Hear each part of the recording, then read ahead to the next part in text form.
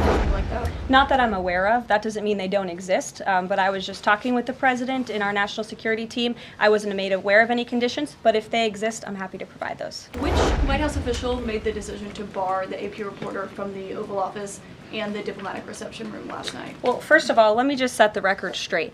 It is a privilege to cover this White House. It's a privilege to be the White House press secretary.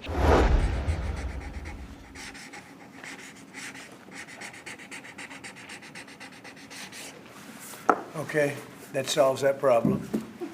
On the commitment by President Trump, he said that he and President Putin agreed to visit each other's respective nations. Are there any preconditions that President Trump has that President Putin must do before he goes and meets with him, withdrawing some forces, withdrawing all forces, anything like that? Not that I'm aware of. That doesn't mean they don't exist. But I was just talking with the president in our national security team. I wasn't made aware of any conditions, but if they exist, I'm happy to provide those. And on the president himself, he styles himself as this master negotiator. He is now deploying these negotiations, saying that they start immediately. We did hear from the Defense Secretary, Pete Hegseth, though, today, saying that NATO membership is not realistic for Ukraine, and neither is returning to pre-2014 borders. Aren't they giving away bargaining chips before these negotiations have even started? Again, I haven't talked to the president about Ukraine's NATO membership, and he appointed several individuals to negotiate on his behalf. He's directly involved in these negotiations as well, and I'm sure if you ask him that question in the near future, when you're able to, he'll give you an answer. I just don't want to get ahead of him on it. And final thing for you, which White House official made the decision to bar the AP reporter from the Oval Office and the diplomatic reception room last night? Well, first of all, let me just set the record straight. It is a privilege to cover this White House. It's a privilege to be the White House press secretary. And nobody has the right to go into the Oval Office and ask the President of the United States questions. That's an invitation that is given.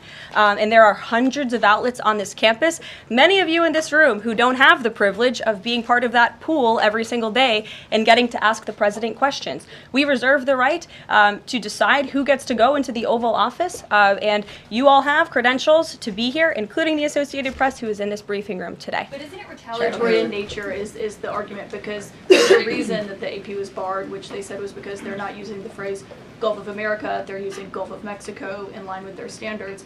And so the question here is this setting a precedent that this White House will retaliate against reporters who don't use the language that you guys believe reporters should use? And how does that align with the First Amendment commitment that you were just talking about? I was very upfront in my briefing on day one that if we feel that there are lies being pushed by outlets in this room, we are going to hold those lies accountable. And it is a fact that the body of water off the coast of Louisiana is called the Gulf of America. And I'm not sure why news outlets don't want to call it that, but that is what it is. The Secretary of Interior has made that the official designation in the Geographical Identification Name Server. And Apple has recognized that, Google has recognized that, pretty much every other outlet in this room has recognized that body of water as the Gulf of America, and it's very important to this administration that we get that right, not just for people here at home, but also for the rest of the world.